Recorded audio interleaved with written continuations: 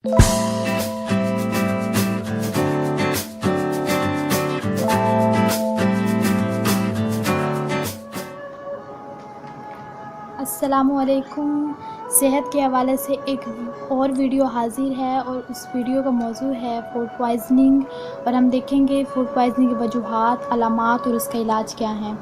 Food poisoning यानी ज़हरीली खुराक को खाने से हर साल दुनिया भर में लाखों अफराद मुतासिर होते हैं। तकरीबन 250 के करीब ऐसी बीमारियों की तशख़ीस हो चुकी है जिनका ताल्लुक़ ज़हरीली खुराक के इस्तेमाल से है। आम तौर पर खुराक के ज़हरीला होने की वजह से इसमें जरासीम की मौजूदगी है। इनमें से कुछ जरासीम ऐसे जहरीले मादे खारिज करते हैं जो कि बीमारी का सबब बनते हैं, जबकि कुछ जरासीम बराह रास्त जिस्म के खुलियों को नुकसान पहुंचाते हैं।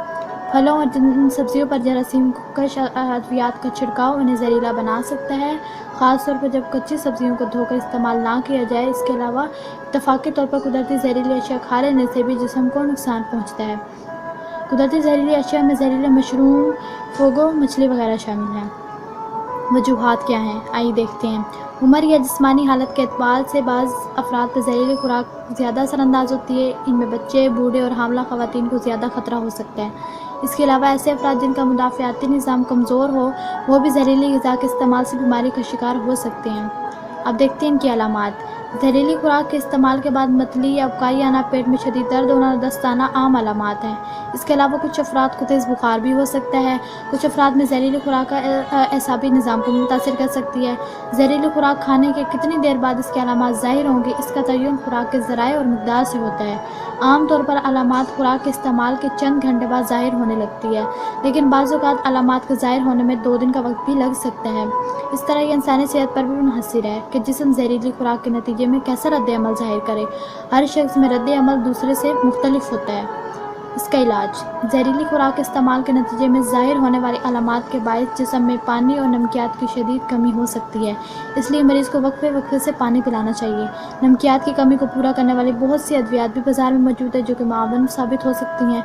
मरीज़ को हल्की फुल्की ग़िज़ा का इस्तेमाल करना चाहिए।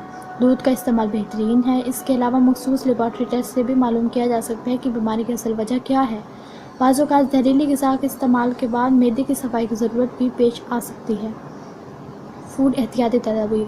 खुराक से होने वाली बीमारियों से बचने के लिए मुंदरजा झेल बातों का ख़ास ख्याल रखें। हमेशा सफाई का ख्याल रखिए। अपने हाथों और इस्तेमाल के बर्तनों को साफ़ रखिए।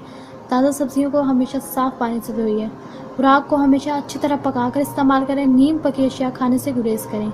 इस्तेमाल से बचने वाली खुराक को ज़्यादा दिन तक फ्रिज में ना रखिए। फ्रिज का दर्जा हरारत हमेशा 4 डिग्री और फ्रीज़र का 0 से कम रखिए। बाज़ार से डब्बे में बंद खुराक खरीदते वक्त ये तसल्ली कर लें कि डब्बा खुला हुआ ना हो।